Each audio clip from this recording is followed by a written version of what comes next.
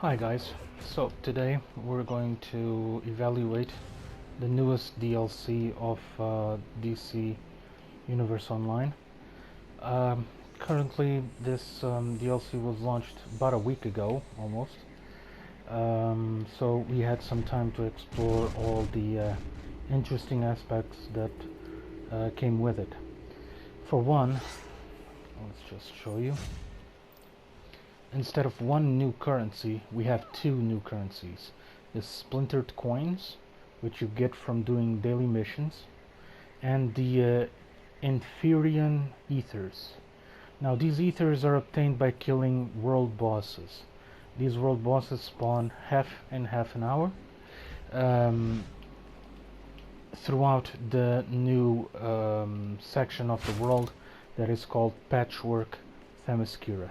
As you can see here, we're back on Themyscira with a couple of new areas that we've never seen, like the beachhead and the port. Also, these canyons, we've never seen these canyons. We did see these canyons on the safe area on the Amazon's DLC a couple of years back. So at this point, the world bosses spawn all over the place. This new world is actually divided in subsections. So here we have the Atlantean invasion, which is a Flashpoint derivative world based on the Flashpoint Paradox novel and a comic book. As you can see here, Atlantean forces are out to kill Amazons in order to avenge the death of Aquaman and Mera. Here we have monsters, which is the invasion of Ares. All of these areas are quite challenging for people that are not fully equipped with the new armors, although not impossible in the slightest.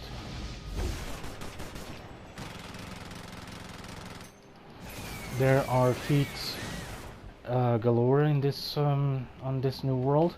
For example, picking up these strange crystals on the ground, which is source crystals.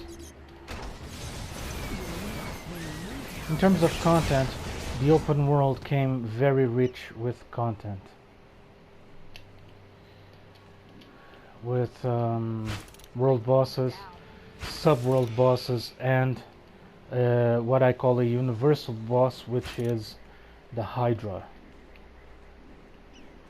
The Hydra only spawns if you are able, well, your group is able, to kill the sub-bosses in a certain amount of time. 3 minutes for each boss. So you have to kill Merc in 3 minutes, Ares in 3 minutes, Hera and Athena, but it's mostly just Athena, in 3 minutes, and Kalibak and Steppenwolf in 3 minutes as well. Once you kill Steppenwolf and, well, defeat Steppenwolf and Kalibak, a sub-world boss appears, Orion, which is a little bit tougher than the normal sub-bosses, the normal world bosses. It's a little bit tougher to kill, although quite doable with a normal group. As for the Hydra is sort of revolution here on DC World. At the beginning of the game, almost 10 years ago, we had events on the open world, Metropolis and Gotham City, that contained world bosses that were extremely hard to get and to kill, even with a full group.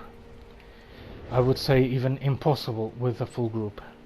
So it wasn't an instant based encounter, it was open world, so everyone could join the fray. Everyone could join the fight. At one point we had more than 100 players trying to kill off a Brainiac subconstruct the size of Centennial Park. That was quite fun, and they brought a little bit of that into this DLC. The Hydra can only be killed with multiple groups working together.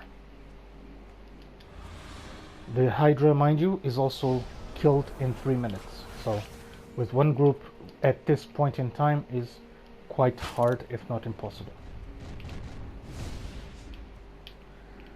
As you can see, all of this is the new areas. We have the new vendors. Thank you for supporting the princess. This is the normal vendor of Sotorcolas. Now this new vendor actually sells catalysts. These catalysts are to up your head mods. The newest head mods, I'll show you in a bit. Now these catalysts that you can see here, these are used to actually make the new overpowered armor piece, which is the head armor piece. As you can see, they're quite expensive and require a lot of grinding in terms of sub-world bosses. We have the standard enhanced armor in order to become a little bit more competitive. Now this is something new. Elite neck pieces and elite rings. These types of armors can be bought without reputation of the elite raid. The weapon, also elite class, can also be bought through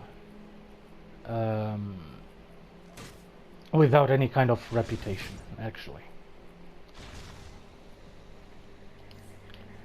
Here, the Wonderverse supply bot. So this also sells reinforced items and house for lair items that are quite expensive as well.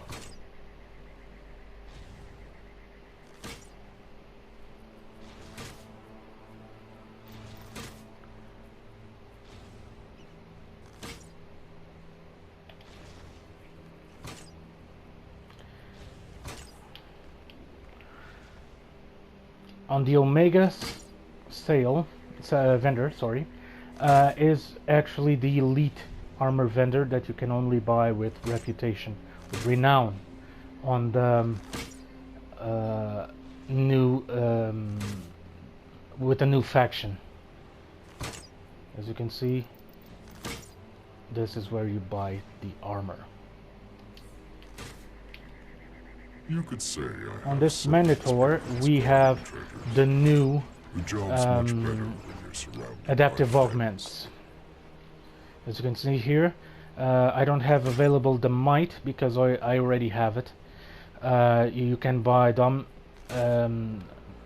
dominating platinum engraving, precise platinum engraving, restoring platinum engraving, mighty platinum engraving, and vital platinum engraving. Also here he sells the normal armor without any elite stats. Also he also sells the weapons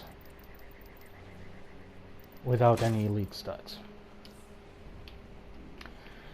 As per content, we have daily missions, 4 to be exact, plus the offered Bombshell Diana seems especially marks and coins offered by this character, Steve Trevor.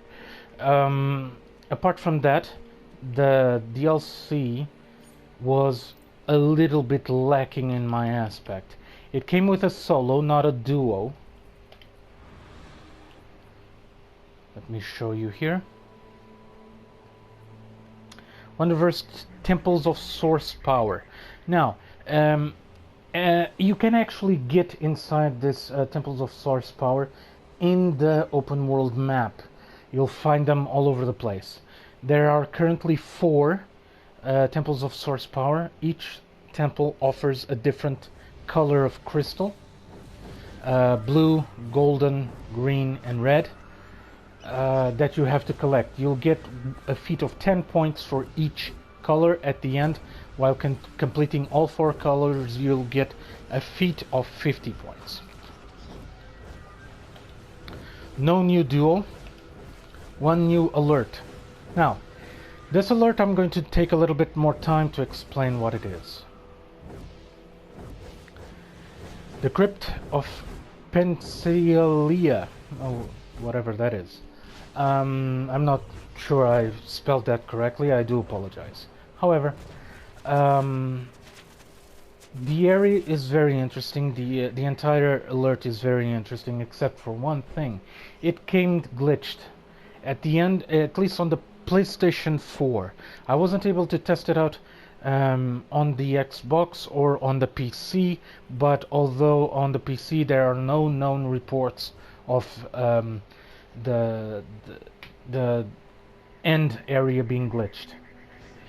So the glitch is as follows. The entire screen starts to flash with different colors. It's located on Atlantis, so it's a known bug that happened with the Atlantis DLC a couple of years back. Now, they should have known better to launch something like this. Why? Because for a number of years I've been an adamant defender that of the idea that we need a test server on the console side, not only on the PC side. This would have avoided this debacle of the alert of the 4-man team operation. Now, the thing is, when we have a bug that affects gameplay is one thing. It's of course very bad, but when we have a bug that can actually affect our health, it's quite another. Now, I'm not sure 100% if this would engage on the clause that we have at the beginning when we turn on the PlayStation. It warns us of different color shifts and rapid flashings that can cause an epileptic seizure.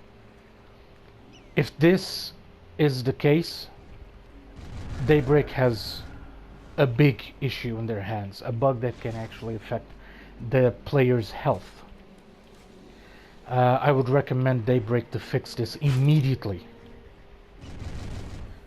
At this point, I know of no known cases of this bug actually causing an epileptic shock, but the possibility is there because it's rapid flashing of lights, rapid flashing of colors.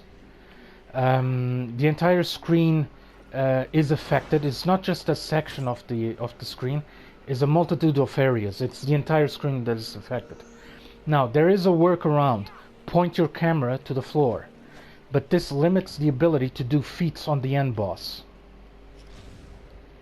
So at this point in time, I would recommend people that know that they have epilepsy stay away from this 4-man team operation with this alert. Stay away from it, okay, until they fix it. As I said, I have no proof that this will cause epileptic shocks, although it qualifies as rapid flashing and rapid color shifts. Okay? Again, stay away if you have epilepsy or epileptic episodes. Stay away from this DLC. Sorry, of this alert. Now, the raid is actually quite pleasant. I'm going to show you the raid right now. Although extremely hard, even in normal difficulty, it is very hard.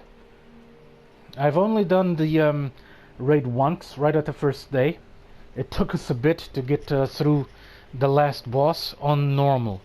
By a bit, I mean 3 hours. But we did it. Fractured God Sphere.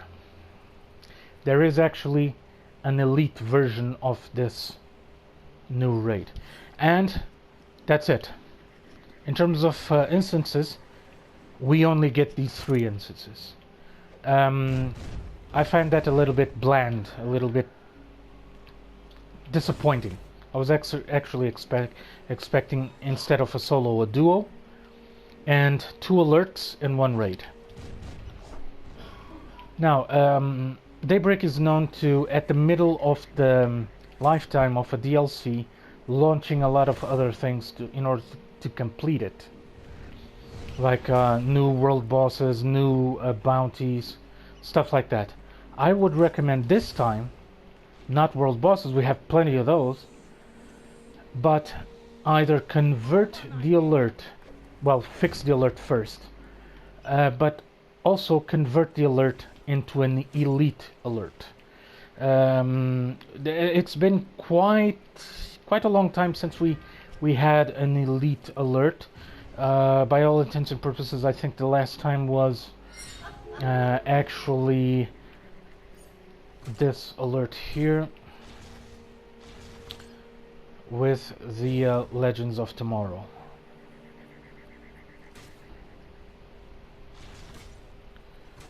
Let me see. Correct. Rip in Time. Legends of Tomorrow. Correct. So, this was actually quite a long time ago. I would say to the devs, forget a new raid. There's no need. But convert the alert into an elite alert. It's always very welcome, an elite alert at this point in time. New bounties, it's always fun to act in conjunction with your entire team in order to actually do a bounty, but I think we have plenty of those already, at least at this point in time.